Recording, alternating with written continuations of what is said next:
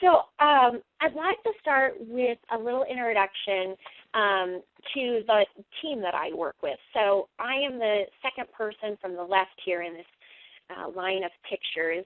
My name's Kori, and my supervisor is shown on the left. That's Jim Smith in Jacksonville, Florida. To the right of me is Randy Swati, an ecologist based in Marquette, Michigan. And then moving to the right, Sarah Hagen, our GIS analyst based in Minneapolis, Minnesota. And on the far right, Jeannie Patton, our program administrator based in Boulder, Colorado. So this is the Nature Conservancy's LANDFIRE team, and we're responsible for tech transfer and outreach for the LANDFIRE program. So today I'd like to talk to you about the LANDFIRE program because I believe it provides a really key resource for GIS folks around the country, particularly those who work in the conservation arena, as we do here at the Nature Conservancy. So I will start with an introduction to LANDFIRE. Then I will go into some detail about the various spatial data sets that we produce. And then we'll finish with some examples of how those data have been applied in conservation applications. And finally, I'll show you how you can get help and support if you're interested in using these products yourself. So LANDFIRE is a program that creates continuous spatial data and ecological models for the entire U.S. That's wall-to-wall data with a 30-meter cell size. Now, in addition to being continuous, the data set is created using a consistent methodology to map all lands. And that's very valuable because it allows you to compare these data sets from different disparate regions of the country. The data are also served for free online so anybody can access them. Now, I realize that SCGIS is an international group, and these data are only for the U.S. They end at the U.S. border. So I do apologize for that. However, the concepts and some of the models can be extended to other countries. So for those of you who work internationally, I'd be happy to discuss that if anyone has questions at the end. This diagram shows the structure of the program. Very simply, LANDFIRE is a shared program between the U.S. Forest Service and the U.S. Department of Interior. The Nature Conservancy is a partner on the project, so that's where the team I work with comes in. Now, ultimately, LANDFIRE was funded because there was a lack of data to support regional and national fire program analyses and decisions, and it was felt that LANDFIRE could provide that scientific foundation for many agency decisions and budget allocations. So it is largely funded through the federal agency's fire programs, but as you'll see, I think it has a lot of conservation applications that are very valuable. Okay, so let's get into the details of these spatial data sets. These are the LANDFIRE spatial products. There are about 28 geospatial products that LANDFIRE creates, and they can be divided into these four major categories: vegetation, fuel, fire regime, and disturbance products. Not shown here are three topographic data sets: aspect, slope, and elevation. Now, many of these data sets are self-explanatory, but as we move forward in the presentation, I'm going to do a little map tour to highlight some of them to show you exactly what it looks like when you download these layers and what kind of information you'll be getting. So since this is a GIS audience, I think it's worth saying, and you will appreciate that every data set here has the same projection, the same cell size, the same extent, and supporting metadata. So it's a very valuable resource for GIS analysts. Before we get into the products, I want to give you a brief overview on the methods used to create these data. First, LANDFIRE starts with its reference database, which has all the plot data that we use to create our maps. LANDFIRE, as with most mapping projects, lives and dies by the plots. So that's really the heart of the project. Now, the plots in the reference database are then assigned to vegetation map units based on automatic classification keys.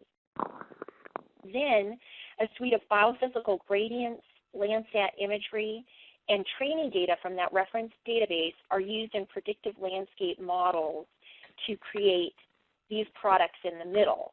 There are two potential vegetation layers, environmental site potential at the top and biophysical setting at the bottom, as well as the existing vegetation map, EVT, or existing vegetation type, and the height and cover.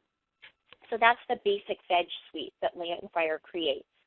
Then from that, we build a suite of fire regime layers, and then finally a suite of fire behavior layers that are used for fire behavior modeling and management applications.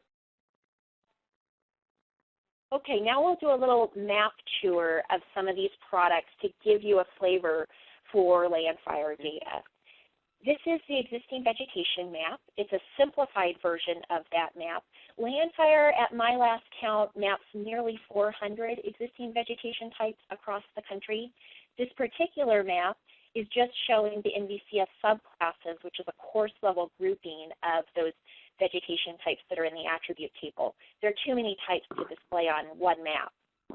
So to give you some examples of what the actual vegetation types are, if you were to look at LANDFIRE maps, you'd see things like Alaska subboreal mountain hemlock white spruce forest, or western Great Plains tallgrass prairie, or southern Appalachian oak forest. So the mapping units that LANDFIRE uses are nature-served ecological systems. This is LANDFIRE's Biophysical Settings map. It's one of the two potential vegetation concepts that LANDFIRE maps. This one depicts the vegetation type that may have been dominant on the landscape prior to Euro-American settlement, and it's based on both the current biophysical environment and an approximation of the historical disturbance regime. Now, this map, like the existing veg map that I just showed, also uses nature-served ecological systems as the mapping unit. So one of the nice features of LANDFIRE's vegetation suite is that they all use the same map units, and that makes them really easy to compare. So it's easy to compare the current veg to the potential veg. This is the existing Canopy cover map. The legend here is simplified because, again, it would be too many colors to display on one map if we showed the individual types. But if you went and downloaded these data, you would see that the herbs and shrubs are classified in 10% breaks, just like the trees are here in this map. Succession class is one of the unique maps that LANDFIRE creates. It describes the vegetation development stage. Now, in the upper left, I've put a little diagram to kind of illustrate this concept. Probably most of you are familiar with this, but hypothetically, a forest, as it grows over time, goes through various predictable stages from shrub to pole sapling up to old growth. And so LANDFIRE assigns these various stages a letter, A through E, and that's what gets mapped on this succession class map. So by and large, anything in, say, the dark blue color, which is succession class E, for the most part, that's going to be your later development stage. Also notice that the red and bright yellow on this map represent uncharacteristic vegetation. And these are vegetation types that don't fit into the quote-unquote natural successional trajectory of a system. So they're used to represent things like invasive species or tree plantations, for example. This is LANDFIRE's Vegetation Departure Grid. It quantifies the difference between current conditions and reference conditions, and it's used to show how departed the vegetation is. Now notice that there's a lot of white on this map. Departure is only calculated for naturally vegetated areas. So all the white are areas that have either been converted to agriculture or urban, or that are in rock, barren, or water types. So it's essentially the areas that are colored are kind of quote-unquote natural, still naturally vegetated. The last map on our tour is LANDFIRE's map of vegetation disturbance. Now, LANDFIRE uses disturbance information to update its product. We track everything from wildfire events to chemical and biological treatments to logging to insects and disease. And all of this is used to help us identify what type of change is occurring where and then update our products accordingly. Now, LANDFIRE's update plan is to update its maps biannually using change detection and this veg disturbance map, followed by a decadal remap. So LANDFIRE has its first iteration, and we already have 2 biennial updates that have occurred, and in 2014 we will get our next update. So when you go to the LANDFIRE data distribution site, you'll see multiple iterations of the LANDFIRE products available. And by and large, you're going to want to use the most current data because that represents the best information we have to date. Okay, now that you've seen the products, we'll talk about a little bit about how they can be applied. And again, I'd like to do this somewhat interactively through what we call the WHAM, or the LANDFIRE web-hosted application map. So hopefully the technology will hold out, and I'm going to switch from PowerPoint to the internet and give you a tour. The first application I'd like to show you is from Northwest Montana, and this is the Northern Divide Grizzly Bear Project. The grizz population in the Northern Divide region in and around Glacier National Park is one of 6 threatened populations. And the goal of this project was to develop a credible estimate of the bear population and determine the variation in bear density across this landscape. So to do that, they used a variety of data sets, including LANDFIRE's existing veg map and its succession class map. Now, the results are being used to evaluate the quality of grizzly bear habitat in this area. As you can see, there's some additional links in these descriptions, so if you want to go back for additional information later, you can. Okay, the next stop on the tour, way out west here in Hawaii, this is the Hawaii Assessment and Resource Strategy Analysis. The Hawaii Department of Forestry and Wildlife developed this statewide assessment in 2010. LANDFIRE data were a key resource in that effort, including the existing vegetation type map and the Biophysical Settings map. They use those data in combination with some local data to examine the existing conditions and trends on forested landscapes across the island chain. The project resulted in the development of a 5 to 10 year resource strategy. I think it's worth mentioning here that when we developed the LANDFIRE products for Hawaii and sent them out for review, we got a lot of feedback from some local folks in Hawaii, and that helped us build a product for that area that the locals seem to have high confidence in.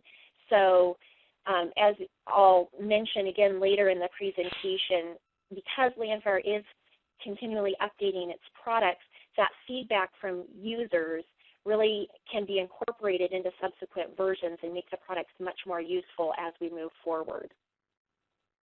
And so Hawaii is a good example where that has happened. Okay, the next application I'd like to show you from out east is a restoration planning effort on the Cherokee National Forest. In this example, a stakeholder group was working to develop a plan for forest restoration on the North District of the Cherokee National Forest. They, to create that plan, they used local spatial data, and they took LANDFIRE data, but they modified it a little bit to adjust it for local conditions. So again, this is another great example of blending local data with LANDFIRE data and adjusting LANDFIRE data as needed to suit your needs.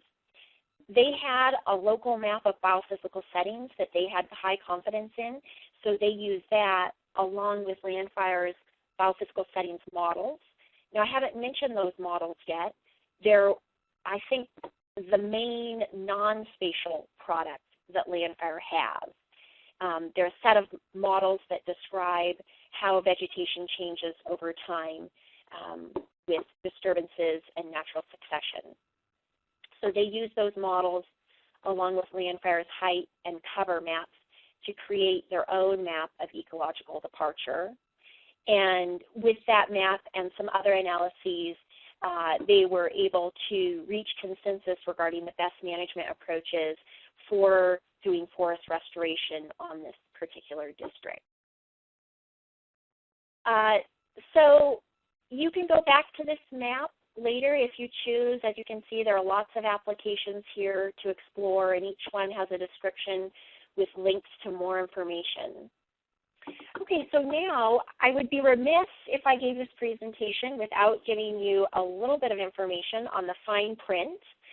The verbiage on the screen now is LANDFIRE's official stance on the scale and appropriate use of its data. Essentially, these are regional and national level spatial data and models that aren't necessarily they're not necessarily designed to be local information. So in some cases, LANDFIRE products represent local conditions well, but in some cases they don't. And you're probably familiar for why a map wouldn't be adequate, but in some cases we don't have adequate plot data. As you can see in this map on the lower left, this is a snapshot. It's an old snapshot, but at one point, these black dots on this map represented all the plots we had in our reference database for the Northeast. Clearly, there are huge gaps in plot data here, and that limits our ability to map in those areas.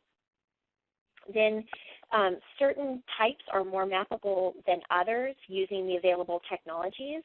So for example, forest types tend to be easier to map than the shrub and grass types, so that will influence the accuracy of the products.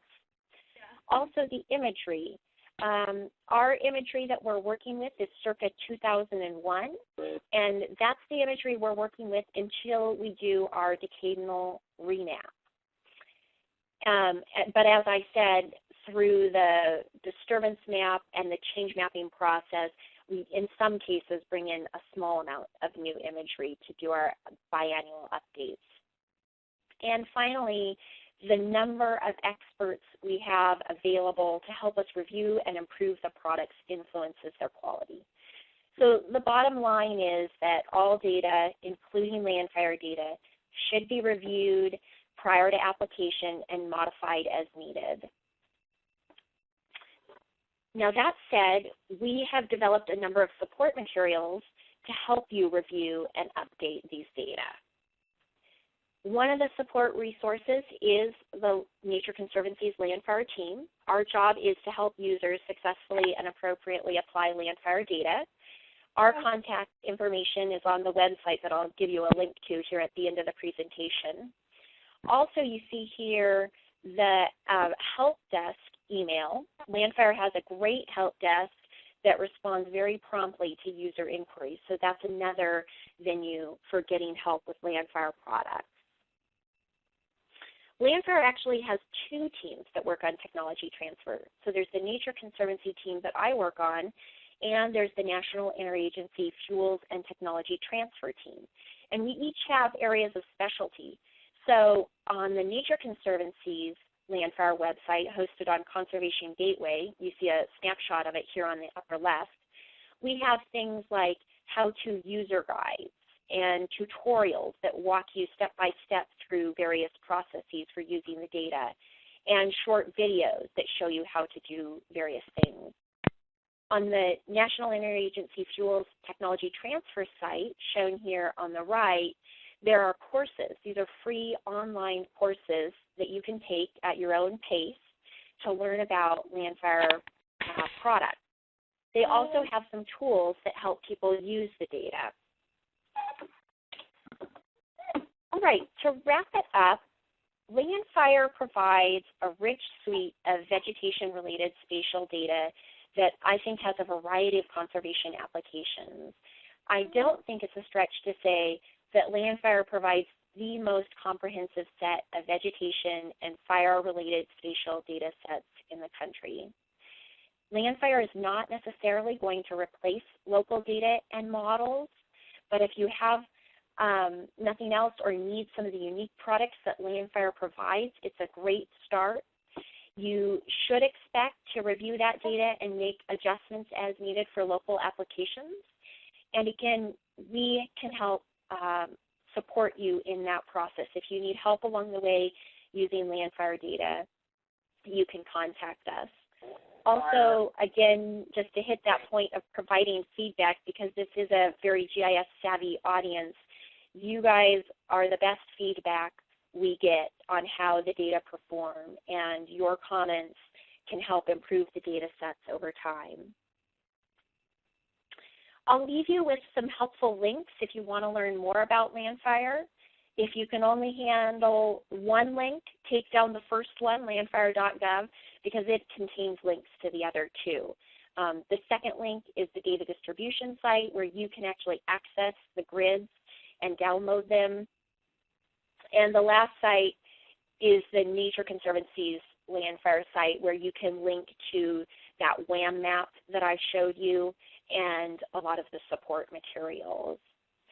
So that was a really quick tour of LANDFIRE. My goal was to give you an overview of the project, because I know that this is a very data-savvy audience.